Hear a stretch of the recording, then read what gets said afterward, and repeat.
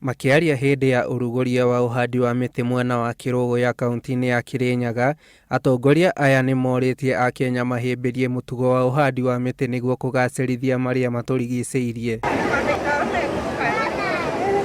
Muigai augite no nginyagia Akenya merutire hari uhandi uyu makiria gitaru-ini giki amu gichunji kia 15 ni kinini gikiringithanio na uingi wa andu mwena uyu, na koguo ni wega andu mahande miti nginyagia kwao micii. Koguo uria tungiuria andu othe tafadhalini, wona korwo wina mugunda waku o make sure gicunji gia 10 hari igana he mugunda ucio waku ndikihande miti.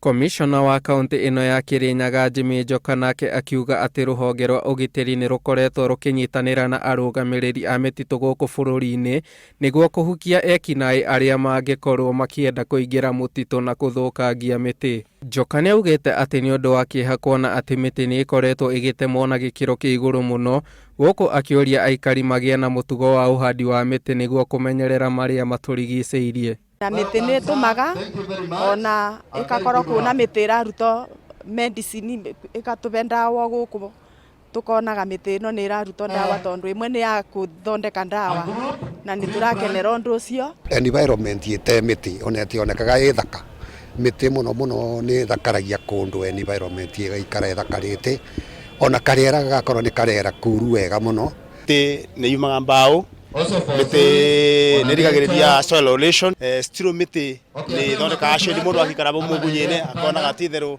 ni karite bandu bega. Aikari mwena uyu ni mahimbiirie uhandi uyu na njira nene makiria, guku makiuga ati bururi unginyita njira ino ya kuhanda miti na gikiro giki no ukorwo wi wa guthie na mbere.